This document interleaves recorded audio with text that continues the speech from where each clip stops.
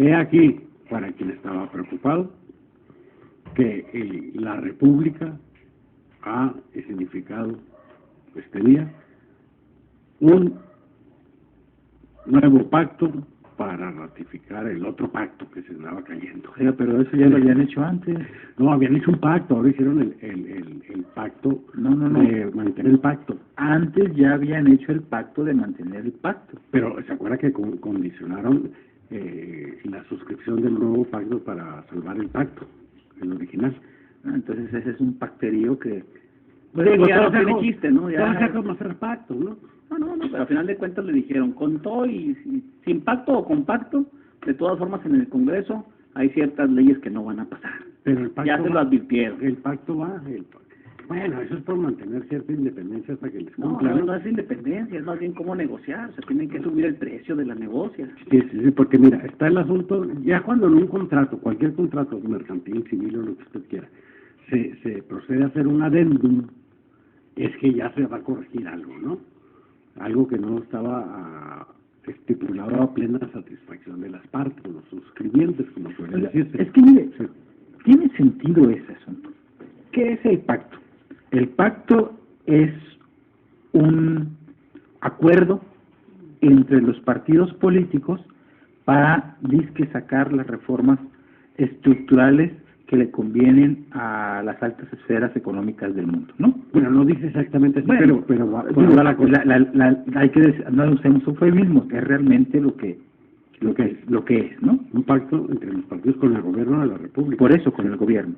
¿Qué significa eso? Significa que los partidos están en acuerdo de ceder ciertas cosas, ¿verdad?, para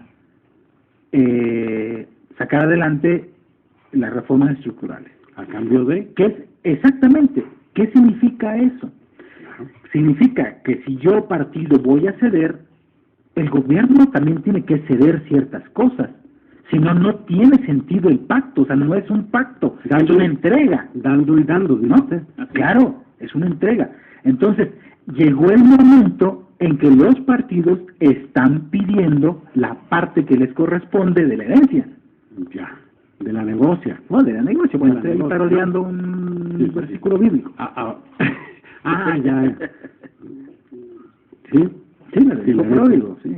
Ok, bueno, me fui de repente así como Palestina, pero no, el asunto está... la loma otra vez. La política, sí, tío, y ahorita como andan las energías, olvídate, la neurotransmisión está muy fallosa.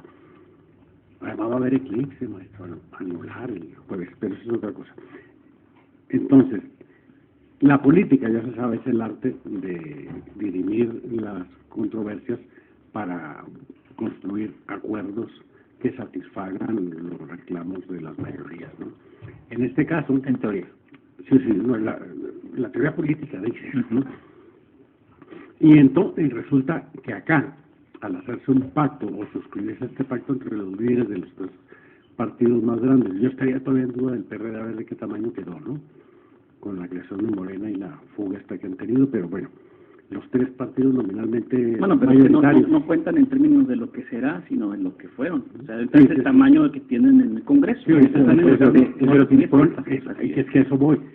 Suscriben un acuerdo de los partidos, el cual uno debe entender que es políticamente vinculatorio o vinculante en la representación de las cámaras legislativas. Es decir, cuando el líder del PRD, por ejemplo, dice, vamos pues, van las reformas, ¿no? O el del PAN, Madero. Órale, le entramos a las reformas estructurales. Suponemos que por la suscripción, ¿no? Y dentro de los formalismos debidos, las bancadas partidarias se sentirán compelidos por congruencia partidista a emitir los votos que no, creo que ahí está precisamente el problema. O sea, no son vinculantes. Tiene que ver que políticamente vinculantes. Pero políticamente sí. Legalmente en lo que está detrás hay una cierta confianza, ¿no? Ese famoso acuerdo entre caballeros, de ahí sería la cuestión. Pero bueno, ¿quién va a confiar en los partidos? Si entre ellos mismos no existe tal. O sea, el problema radica en términos de qué es lo que se puso en juego sobre la mesa. O sea, qué pedía el partido mayoritario, en este caso el partido del Ejecutivo, ¿Y qué es lo que los partidos como el PRI y el PAN en este caso iban a obtener de ventaja? Al momento de hacer las balanzas, ¿sí? las sumas y restas, se dieron cuenta de que ellos estaban en posibilidad de obtener una mayor ventaja y no la habían obtenido en la primera negociación. Eso los lleva precisamente a esta segunda negociación que no logra del todo, ¿de acuerdo?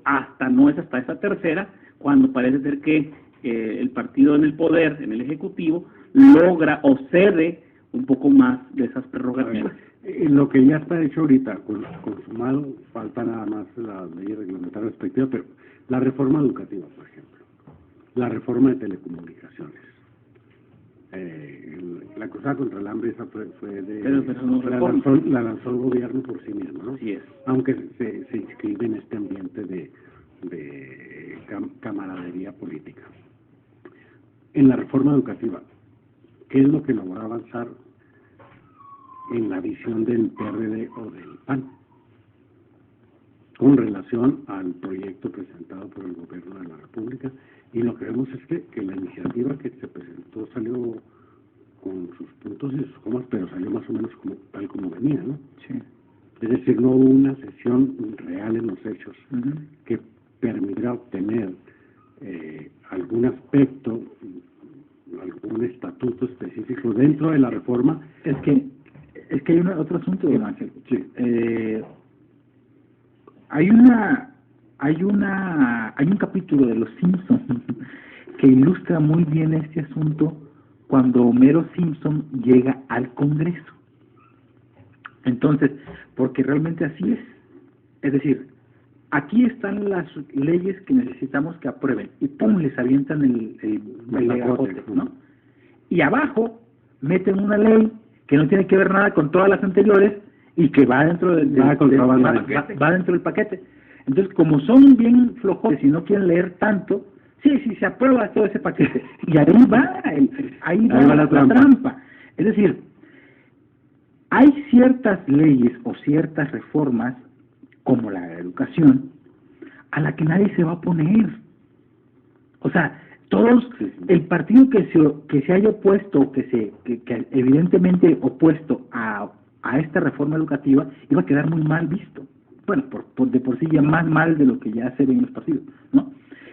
Entonces, hay leyes que todos dicen, estamos de acuerdo, pero hay otras en las que no, como puede ser la reforma a Pemex o la energética. Pero incluso en la educación, porque habrá que recordar que se atoraron ahí en las cámaras. Pero son minucias. Por lo de la transparencia sindical, ¿no? Que finalmente los sindicatos, por la presión del PRI, salieron cubiertos para que no se les revise sus dineros a fondo, ¿no? Claro, que eso ya estaba, nada más era ratificar, ¿no? que se iban a mantener en esa condición. Pero dice usted, telecomunicaciones, por ejemplo, ¿no?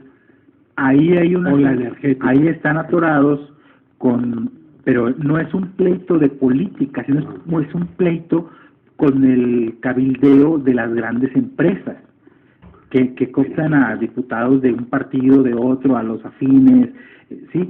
Pero hay un problema detrás de la reforma era someter a los poderes fácticos, así se llamaba, porque Televisa y TV Azteca señaladamente y el Bester Gordillo habían adquirido un poder determinante para definir quién era presidente y quién no era presidente, ¿no? A ese grado se llegó. Entonces los partidos, vamos a parar esto, ya estuvo, a abrir repartir ahí las concesiones, a bajarle fuerza a Televisa, pero finalmente se atoró, no pudieron. Todavía no está. Todavía no se consuma, ¿no? Tenemos que ir a los anuncios, ahí volvemos. Una pausa, ya volvemos. Hilo directo, la fina ironía.